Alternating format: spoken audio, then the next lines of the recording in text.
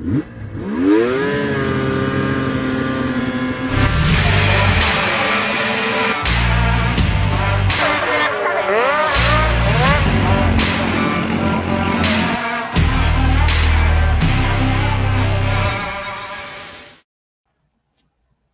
right, hello everybody. Welcome to the My Snocross Media Racer Roundup. Dom Santina, Matt Kosh with you once again. Matt, how you doing tonight? Doing well, thanks. Got a new guest, first time to the podcast. We'd like to welcome in from Hart, Michigan, the number 25 Articat rider, Tyler Oomen. Tyler, welcome to the show. Yeah, thanks for having me. Welcome, Tyler. Thank you. Tyler, obviously another Michigan racer, formerly a pro light rider, now racing in the Pro-Am Plus 30 on the national scene. Just talk about that transition. In your mind, had you always thought you were going to race until 30 plus, or was that something that just kind of you kept racing and decided to make the jump? Yeah, so that kind of started happening in the last 2 or 3 years, really. It was, I've always had the passion, always loved racing, never really planned or wanted to stop. Obviously it's inevitable at some point, but yeah, just after my big injury with my wrist, and that following year, like I came back, or I started to come back, and I hurt my knee right off the bat, and then ended up not racing probably 3/4 of that season. And so I raced the final bit of it, and I did fine. Was making finals, which for everything I had dealt with that year, I was happy. And from the rebound from the year before of, the compound fracture. So, but it was like during that process is kind of when it was like, this level isn't going to be sustainable for me. I can't keep putting this same amount every single weekend that's required and really do it safely and excel at the same time. I just knew I wasn't putting enough time in all the way around to be able to do that. Mm-hmm. So that's when the thought started to happen of like, I'm watching all the races and I say, well, that class right there looks like fun. And I don't have to like make an entire career out of it. And that's really, when you look at it, if you're going to be racing pro light or pro, that's pretty much got to be what you're doing full time. And If you're not, then you're probably not doing well. So yeah, that's when it kind of started. Obviously, it has started really well. 4 for 4 for you on the box. Just talk about, the start in Ironwood, and you get up there and find yourself on the podium the first night, and then now you've continued that into Shakopee and everything this last weekend. Just talk about how well you've adapted to the 30 plus and how much fun this start's been to this season. Yeah, no, it's been a blast. Ironwood I really enjoyed that track, actually. It was pretty icy on Friday, I believe. Yes, the first day. So it was pretty icy on Friday, but it was, we used to do that a lot in the regionals, like when I was younger. So I kind of get accustomed to that pretty quickly. You just got to ride a little bit differently for that. And no, that final went good. It was kind of a missed opportunity the way I look at it, though, because I had great speed.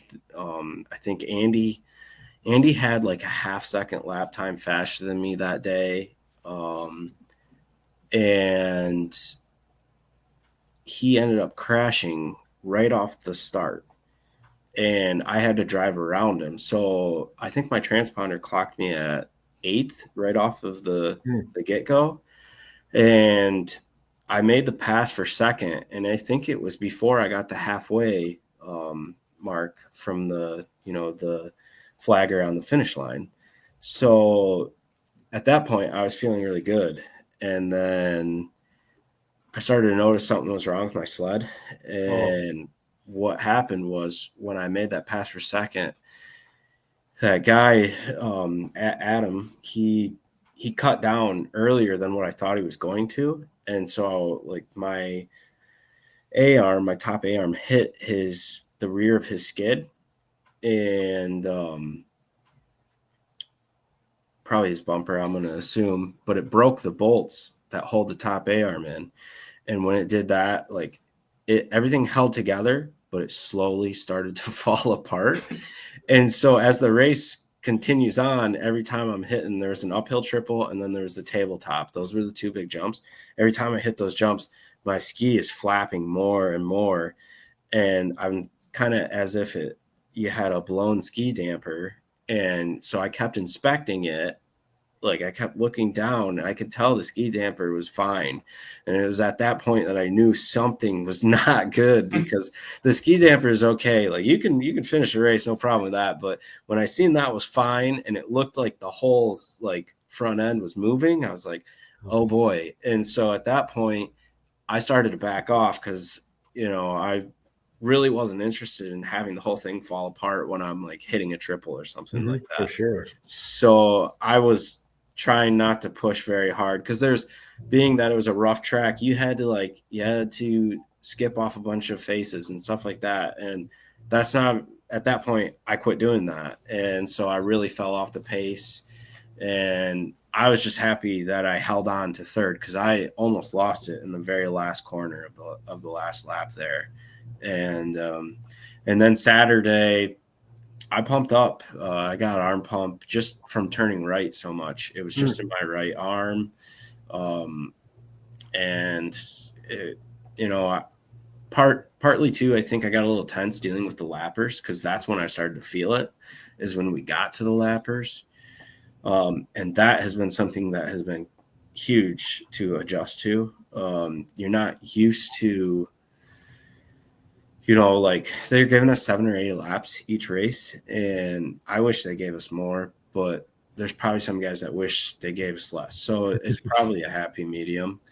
And but when those lappers come into play, like it's a whole different game, because like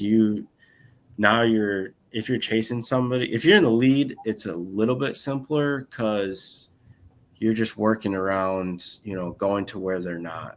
If you're chasing somebody, okay, you don't want to follow them, but you can't follow the lapper.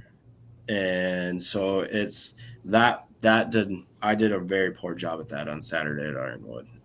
I picked some poor lines, lost a lot of time, and then started dealing with arm pump. And at that point, it was like, okay, just bring it home to the finish.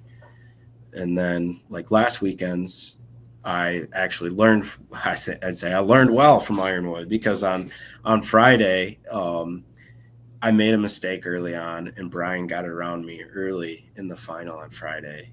And I was faster in most spots except for the section right before the finish line.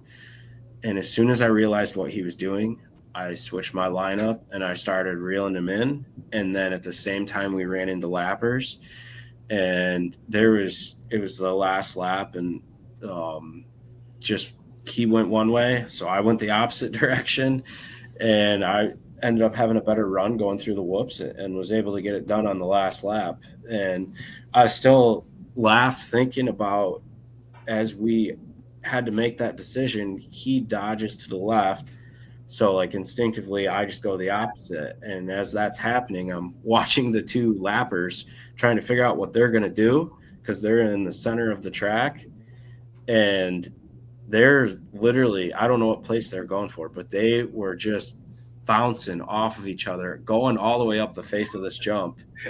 And I just thought that was so funny to me, because I'm like, here Brian and I are battling for second and third on the podium, never touched each other. And these two guys, I don't know what place they're going for, but they are not giving each other a single inch on this track. And I thought that was pretty funny thinking about that. So that's great. There's like multiple races. Like there's that top 5 group, like, I don't know, maybe top 5, top 6. You could talk about that. You guys break away. You're at a certain speed, racing hard. Then there's another group, kind of that mid top, top 10, top 11, Yeah. 12 group. And then there's the group that made it in and they're a different pace that you've got to deal with all these like 3 or 4 different groups of races, but within each of those groups, they're racing for their Exactly. No, right? exactly. That's why, like, when they always tell, like, I always remember, Matt, you'd always say, like, when you were always doing the flagging, you'd say, hey, I'm on the finish line. I'm going to tell you, because I see this every weekend. Make sure you race through the finish. I don't care if you're in the lead by 10 seconds, because there's somebody behind you battling. If you stop right at the landing, they might land on you because they're not paying attention. They're paying attention to their battle. And like, so I kind of think of that when we're in this class now, because that's exactly what's going on. Like you said, there's battles for, like you said, that it seems like the top 5 or 6 break away a little bit, but then like 6, 7 through 12, or they're all battling, and then there's a pack behind them that are battling, and like that's what you're there for. I'm happy that they're doing that, because like that means they care, they want that spot, and like if you didn't have that, then what are you racing for? So. That's cool. It's fun. It's fun to watch. It's fun to watch you. It's awesome that you're able to, that you've moved into this class. It's like a reward in my mind. You're like being rewarded. Like you ground it out through pro light, and you did well, right? You were very competitive, but now this is kind of like a reward. You're 30, you're young, you're fresh in this class. Now you get to have fun right now. It's just cool to watch. I mean, you're on the top of that class, and it's cool to watch. Yeah, no, it's definitely a lot of fun. It's definitely a change of, and not a change of pace, just compared to the last few years. It's just kind of, that sigh of relief a little bit, because now it's just pure enjoyment. You're not like, don't get me wrong, I still want to win. Like, absolutely. I'm still mad that I haven't beaten Andy in the final yet. Like that's like number one goal right now. But I'm having a blast doing it. That's like, just like Friday, making that pass on Brian on the last lap to move into second. Like, I mean, that was awesome. Like, I envisioned the move, I went for it, and it worked. And it was like, when was the last time that I actually had the opportunity to put myself, one position higher, like on the box during a race? It's been a while. So, I'm definitely taking the most out of this, enjoying it for sure. That's cool. And it was a strategic move, right? It wasn't just a hope for the best. Like, you had a plan. Plan. And that's great when that stuff works out. Yeah, I was glad he went the way he did. When he made the decision to go left, I said, sweet, because I think the right's faster. So just in that scenario there, because we were tripling in the whole time, but neither one of us tripled in because of the lappers. We didn't trust the situation. And I knew you couldn't double through those whoops cleanly from the left, but I knew you could do it from the right. So yeah, that one went perfectly to plan. Great. It puts you in a great spot. I mean, you're third place in points. Yeah. Every time. Only 6 points out of second, 7 points. Yeah. Like that tight, the top 3 battle, like you guys, the points battle, it's still anybody's championship for sure. Yeah. And there's quite a few races left. We got 2 double headers left, I think. I guess that's the way you could phrase those. And then Deadwood's a single and New York's a single. We've been trying to push them to make all of them have 2. I don't know what you guys think about it, but from our standpoint, like, why not? It seems like they're going or they're not. So might as well make it that way. When I saw they did that, I thought that was a great idea. I didn't realize that they had only selected a handful of races to be double headers for 30 plus. I thought they were going to continue it through the season. I think it's a great move because I think it's a great class. I think it provides a lot of entertainment. And plus, for you guys that are going, if you're going to go, travel wherever you're going to go, make it 2 days, make it worth your while of traveling out there. Like, that's some long hauls to do just a single day event. And it's right. You know what I mean? It's like, and that's what being a detriment to anyone just to say these are double headers. Right. Yeah. And so unfortunately now, like I know Brian, myself, and I'm sure if Andy's at any of them, he'll do the same. But we'll probably be in pro light on that Friday. And Sure. I don't mind it. I'd have a lot more fun if we were doing pro vet. And I think it would be better for the entire points battle, the class itself. I think it would be better. Like, to be honest with you, everyone I talked to in that class, like, I don't think there's anything about, like that they can't handle two back-to-back races. Right. Like everybody that I've talked to is, I mean, they're like, whether they're battling for the top 3 or whether they're battling for 15th, they're running their race. And so like they're racing to their, they're racing to their level per se. So like when I say that, they're not like, they might be gassed at the end of the day, but they didn't like, it's not like they can't do it one more day. Yeah, If no, that exactly. makes sense.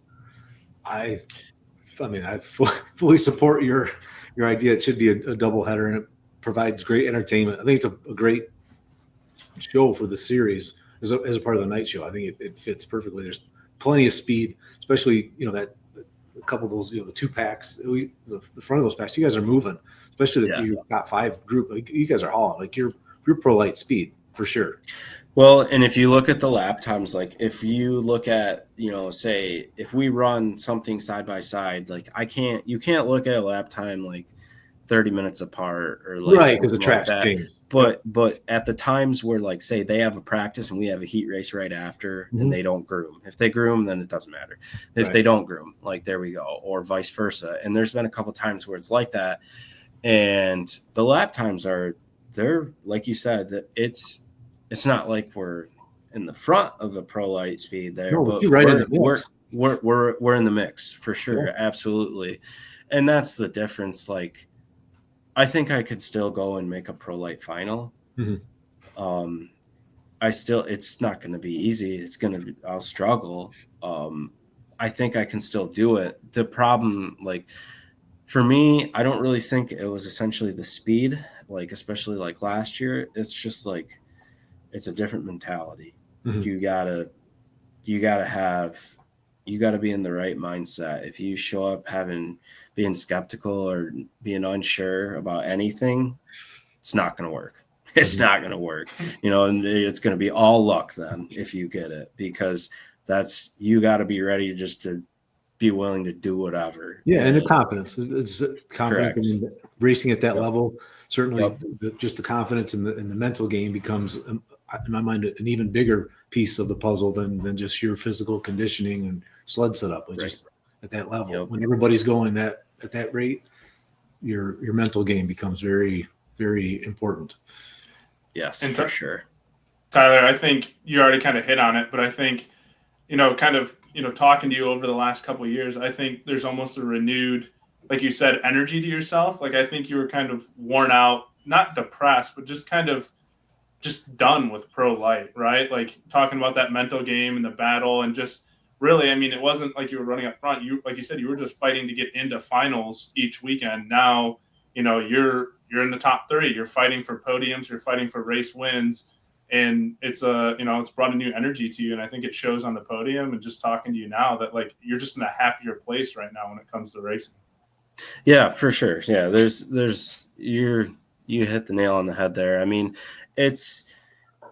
when I think about it, what was most frustrating for me is that, like, I knew I was capable of it, but I wasn't able to. It wasn't that I wasn't able to, like, ride to that standard. It just, I couldn't put myself in the right space to do that. And then, so it's really easy to get down on yourself when you're like what your abilities are, but not being able to do them in that setting. If that makes any sense at all. I mean, it's, and so I think, and I've had several people tell me this, and I mean, who's to say yes or no? I mean, but a lot of people have told me they think I look faster this year than what I was last year. And I say, I'm not going to sit here and tell you that I am or I'm not. But what I could say is that I definitely feel a heck of a lot better out there. And that's part of that is just being comfortable. You know, it comes through. I'm For sure. I'm It not, comes through in your I'm ride. not worried. Yeah. Yeah. So Well, I'm not worried about anything when I go out there anymore. So, and I mean, I think that goes to your point, right? You just said it, and we were talking before Matt got on here. Like, you've had a long history of like, I mean, we could go into like traumatic events that put you yes. in that pro light class, right? And Yes. you know, we've had talks where you're not one of those people that are going to go in there, throw the sled in, and see what happens. You know, you're pretty calculated.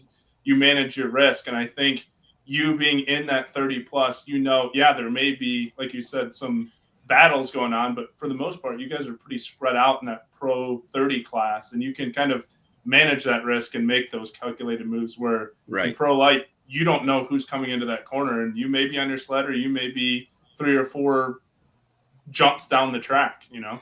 Right. Well, and that's exactly right. And the other part of it too is like the guys that we're racing against, like I know what to expect, and I know, you know, there's going to be racing moves. There's still, you know, a block pass is still going to happen, and that's fine. That's racing. I don't have a problem with any of that, but I don't have to, you know, if I make a mistake and it costs me like a bunch of time, I don't have to worry about the guy behind me landing on me because he's not paying attention to what's going on. He's just wide open, you know? And so like, there's all those things, you know, they come into play when you're trying to compete. You know, if you're out there in a race and like you're not focused on hitting your marks because you're worried about the people around you or because you're worried about a certain obstacle, and you can hit it 9 times out of 10, but all this, you know, you might have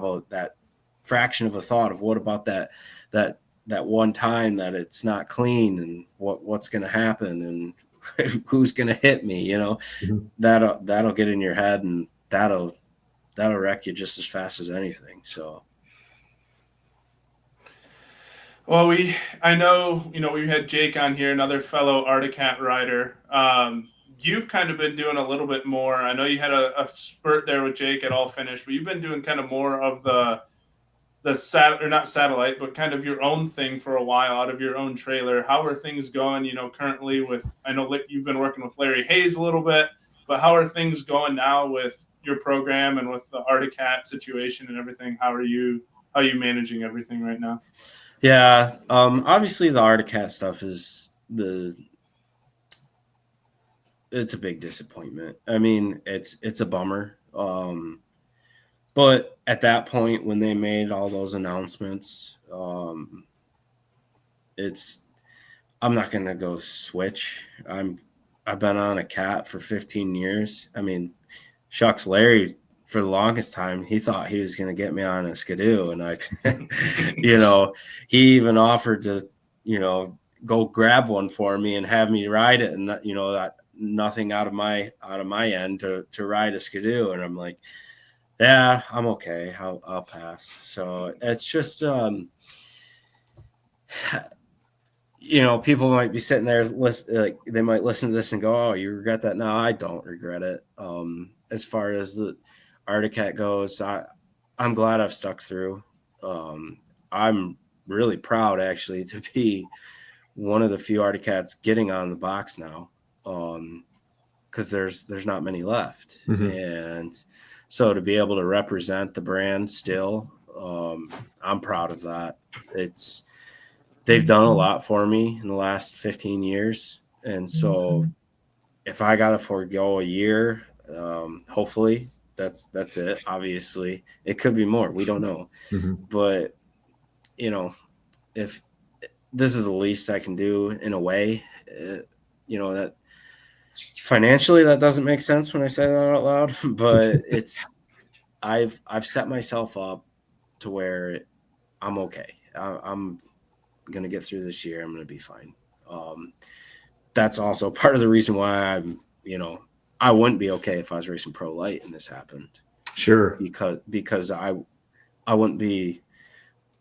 would have to take away more time from training and practicing to do what I'm doing now, which is more focused on at home on work. Mhm. And I wouldn't be able to put the right amount of time in. I'd be struggling even worse. So, and then as far as the team standpoint goes, like, I take my own trailer to the race, and that's nice. It's just nice having your own space. There's a cost to it for sure. But it's all, the budget's all put together at the beginning. It's not like I'm sitting here going, oh, I wonder how much this week's going to cost me. I know how much it's going to cost me. I know what I got into it.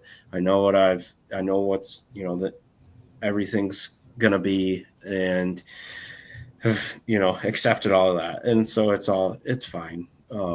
We're happy to have the opportunity that we have. I mean, there's a lot of people, I have a lot of friends that didn't, because of injuries or because of, just the lack of success, and a lot of it stems from an injury, not because they didn't have the speed, just because bad luck. They don't even have the opportunity to be racing the 30 plus class, which I know, they'd love to be doing it. Sure. They've been out of it for so long. They're content. They don't want to get back in. And so I'm just happy that I have the opportunity to be doing what I'm doing. And then Larry's a huge help. I mean, the whole Hayes racing team and DJ McQuestion sounds like they've been, huge. They're still like, sure, I'm taking my own trailer to the race, but they're helping me with all the other odds and ends. And being able to drive an hour and practice at Larry's, like that's a game changer for me. I can still get all of my work done at home, still focus on all of that, because racing's not going to be my career. There's very few that it works out that way for. So I'm working on what's going to be here for me for the rest of my life, and still being able to ride at the same time. Like honestly, that's a dream come true right there. So I've got zero complaints on all of the team, on how all that's worked out. And then my role is to kind of help mentor these guys a little bit that Larry's supporting, because I've been there. I was their age at one point. I had all of them have great potential. I mean, a lot of them they all have great speed. And so the potential is all there. It's just putting it all together. So I enjoy being able to be someone they can come to talk to about all that stuff, because it's not always easy. So Sure. Plus with your the split program, you can kind of watch those guys in the morning.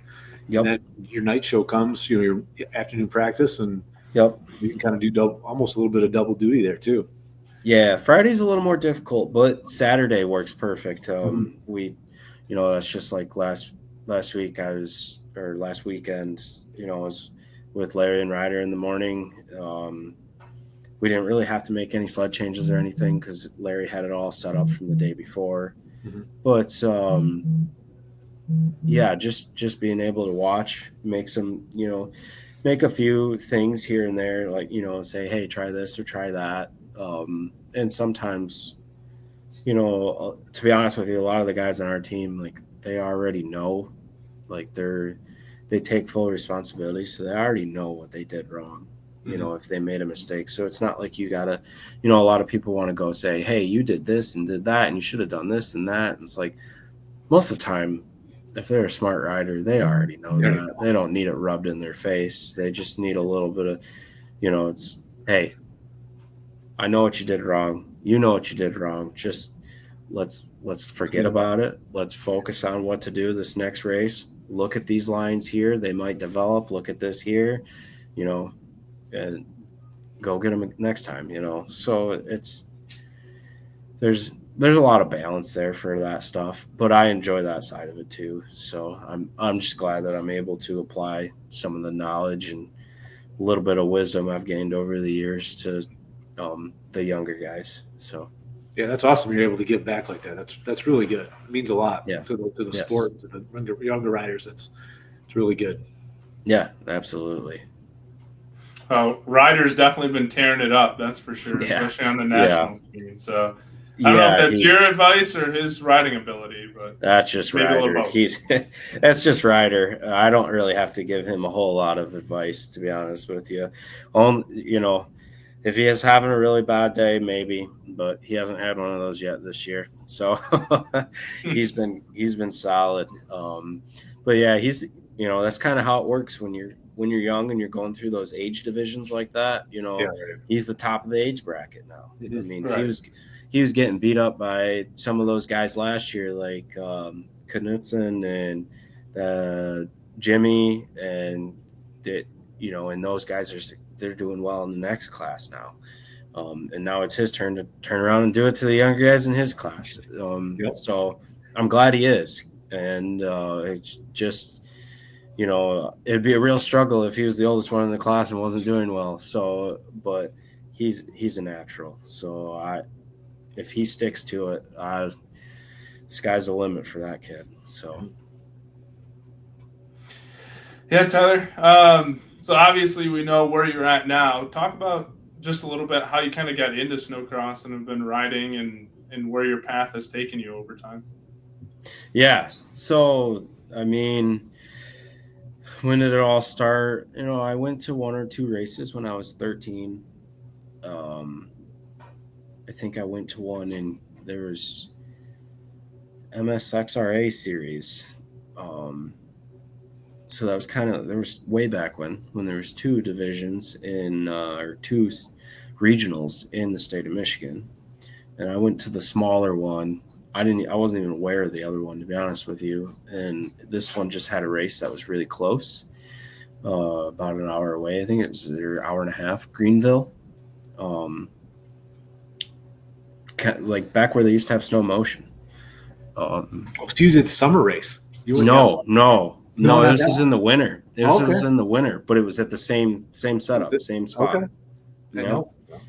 Yeah. So we were there, and that was my first race, and I was just kind of hooked. I had a couple neighbors, which were family friends, that had been doing it, and as soon as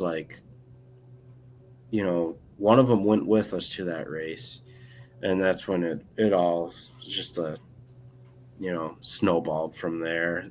Once they realized that I wanted to do that, and they had already had the passion for it, so it just took off. And so we were doing lots of riding at that point. We'd go. We used to get a lot of snow then, so we'd go into a big thing we used to always do for practice. Would go into older Christmas tree patches or fields, however you want to call it, and they all have fire lanes in them. And these fire lanes were about 15, 20 feet wide, but the snow would settle in there deep. So we'd go through there and ride, and throughout the year, it'd just get rougher and rougher. So like that's where we did most of our practicing when we were younger.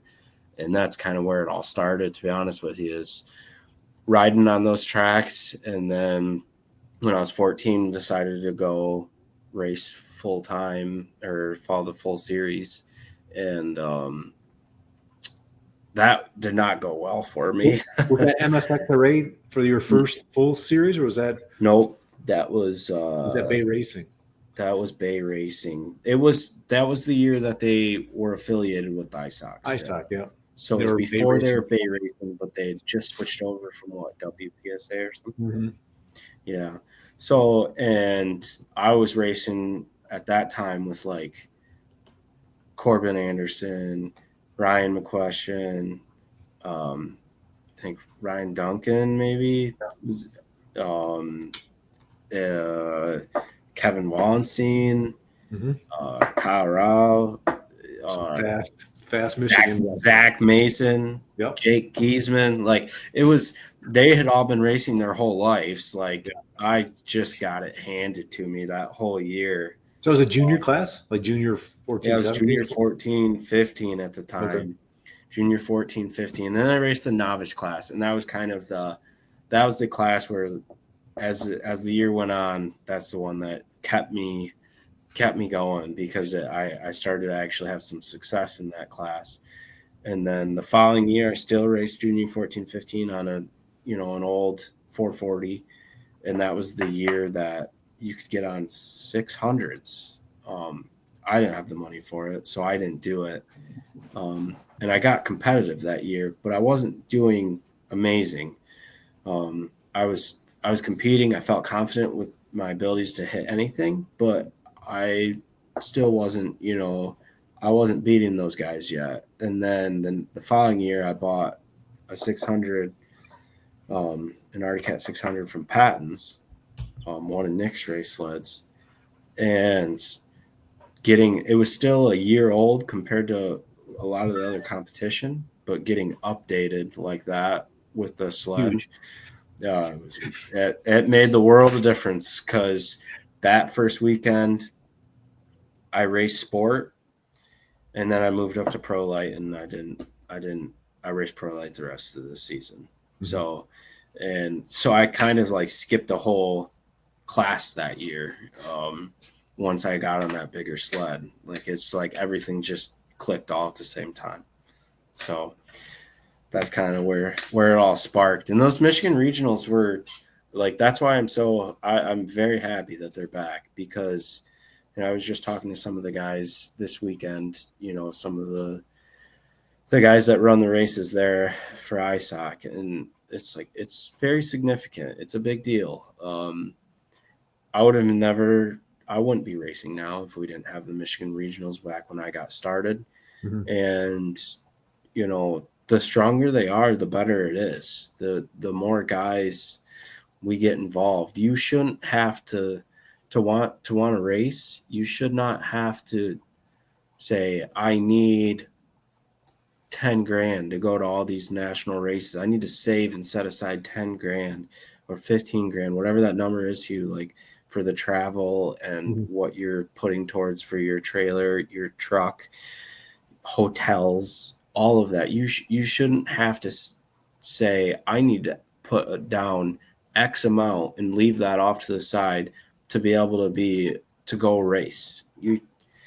It shouldn't be that way. And that's how it's going to be when you go to the national, because you're traveling. There's no way around it.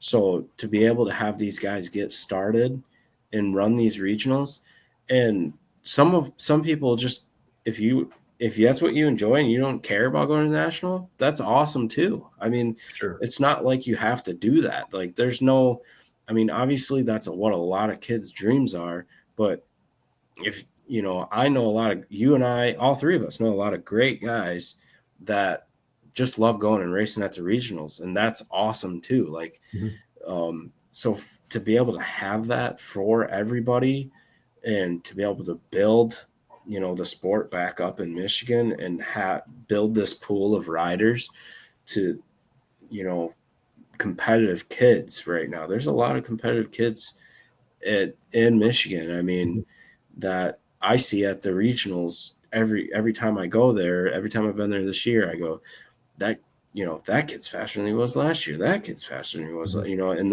they've got good speed. And like, if they stick to it and they actually do want to go to the nationals, like one day, like more than just this close race or that close race, they're going to have a chance because of what the Michigan regional is doing for them. Yeah, for sure. It's a huge foundation, stepping stone if it wants to be, or a standalone if that's your thing too. Right, exactly. Yeah, I know, for the last couple of years, even some of those regional riders would go to the one-off Michigan race, right, when it was in Grand Rapids or in Mount Pleasant or whatever the case was. I understand, our winters have been inconsistent as of late, but would really like to see something back in the Lower Peninsula, so that way we can get some of those regional riders to an event like that, right? Like I get we have the Ironwood race, but even from Mansalona, that's a 6-7 hour drive. So yeah, it says it's Michigan. That might as well not be Michigan. I mean, they're probably rooting for Green Bay over there. I mean, that's not Michigan. But no, that's I've I've had those conversations too, and that's what I told some guys last weekend. I know there's nothing I can do, but if there was anything I could do to try to help you get something back in the Lower Peninsula, you let me know, because it is desperately needed. I mean, these guys, they, when we first started going to Canonsburg after like kind of the reboot of the Michigan series, like our guys weren't ready for that. Like it just, most of them weren't, some of them were, but like we hadn't built a track that was anything similar to that level. Mm-hmm. So when they went there was a lot of people that I know that were very overwhelmed with it. And it's not that they didn't have the ability for it, they just never seen it. So then you say, go to the biggest stage, and go to the biggest track, and let's ramp this difficulty up to 10 and let's see how you do. It's like, that's not going to work, and so, and it's not that they, with some practice, they wouldn't be right there where they need to be, but they didn't have the practice. And so, and it's nothing against anybody from Michigan, it's just that was where we were at the time. And so to have one come back now, I think those Minnesota guys, those Wisconsin guys, I think they'd have another thing coming for them. I think our Michigan guys they'd stand on their own out there. I think they'd put up a pretty good fight. So for sure. Well, it's a perfect kind of segue, Tyler. Obviously, Northern Power and Michigan Snocross have rounds 5 and 6 this weekend, and if you didn't see it, they're going to redesign the track, which I assume our groomer operators, Steve and Ethan, are going to have a handful Friday night, because we're going to go from round 2 of the Ditch Bangers to they're going to recreate basically Deadwood for round 5 and kind of make it a bull ring, and then it's going to get changed again for round 6 on Sunday. So a lot of track configuration going on there. But to your point, Tyler, kind of trying to get our regional riders that experience and get them prepared for what the nationals will present. Yeah, no, that's genius right there for Mark and the crew up there to throw that in there for Saturday. That's a really good thing to do. That's what we do whenever we're practicing. Even if we can't mimic what it's going to be, we know, hey, there's always a big sweeping corner. Let's add that big sweeping corner. Hey, there's always like this type of, for Canterbury, it's like, hey, there's always like some, if they can throw it in there, they got a dog leg in there. Let's try to mimic that. Even if it's not the same layout, like, hey, let's try to add some of these obstacles that we know are going to probably show up. And let's make sure that we practice that. And so for the whole crew up there in Mansalona to put this together, it's going to be really key for those guys. And then for the guys that for everyone that's riding, that's not going to Deadwood, it's still going to be exciting. They're going to, because they're probably watching it, or they've watched it. So to get that little bit of experience and be like, that's going to be cool too, because it's going to be a little bit different than what they've ridden on at all this year. That's for sure. So for sure, I think it's going to get the elevated start or the drop down start. Is it? He's got plenty of snow. So. Yeah, there's all kinds of snow. I guess I don't know if you heard, Dom, if you're going to try to somewhat recreate that feature, which that's pretty unique.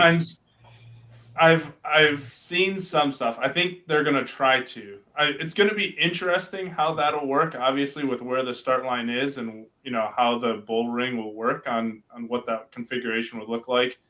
But I think they're gonna try to bring as many elements in as possible. I know that question was posed, and from the minimal answers I saw, I think I got a yes, but I won't say I'm definite that that's the plan. Right. Yeah, Yeah. and they can incorporate it. They're just unfortunately Start won't be able to be where it is right now. They'll just have to move that around a little bit. But yeah, that'd be exciting. I'll tell you that would be exciting for me because I love when the track gets rough. That's the only, and I have this complaint with Steve, and he turns around and complains the exact opposite back to me. Is I always say, man, just don't groom the thing. Let's let this thing get rough. Let's make it fun. And he goes, we're in the old man's class, Tyler. We need smooth tracks. So yeah, it's I'm sure I'll be there before too long, but I'm still young, so I'm trying to take advantage of it. Yeah. Exactly. So.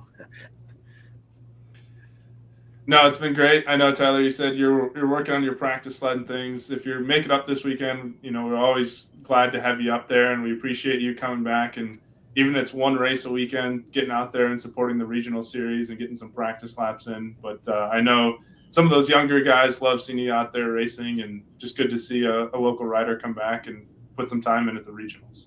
Yeah, absolutely. No, if it all works out, we'll definitely try to make it up there for Saturday like we have been. It's kind of nice with I'm not gonna lie, it's kind of nice with that split schedule because then I don't have to come up the night before or I don't have to leave at 5 a.m, so I can get up at my 6:30 time and head up there and be there at just in time for the drivers meeting. And so yeah, I don't mind that at all. And so if it all works out, we'll definitely be there, and hopefully it's another good turnout like they've been the last few every race this year so far.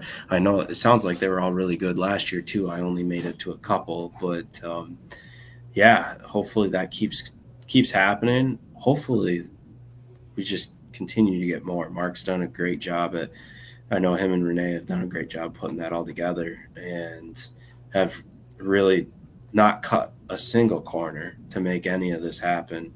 And it's like whenever they notice a problem, they fix it instantly, or they've got plans to fix it. Hey, this didn't go the way we planned it. We're going to make it better. This is what we're going to do. And like, that's kudos to them. That's Mark's mentality. And so hats off to those guys up there because they're single-handedly, making, this go to the level it needs to be, in our state. So I appreciate them for that. I agree with every sentiment you just said. So, all right, one last question. I know Matt kind of brought it up. Getting ready for the Deadwood. Sounds like you got one race out there. Are you looking at the big picture, or if from my opinion, the way I kind of see it, I think you're just probably looking round by round at this point, right? Yeah, to be honest with you, like where I'm at right now, I just want to win every race. It's like every heat race, every time, every time I go out there, I just want to win. Don't get me wrong, I'm having a blast. I'm having a lot of fun. If I don't win, I'm not sitting here, it's not the end of the world or anything like that. But this tight, like racing between, especially us top three, I mean, there's more than that are in it, but the points are only showing that at the moment. Just the way that things have developed, I think somebody else could find themselves involved in that later on. I mean, Danny's been riding great. Adam rides great. I don't know if Corn Todd's going to come back or not. I know he's had some back issues, but like there's potential for somebody else to fight their way up there too. The spoiler. Yeah, absolutely, for sure.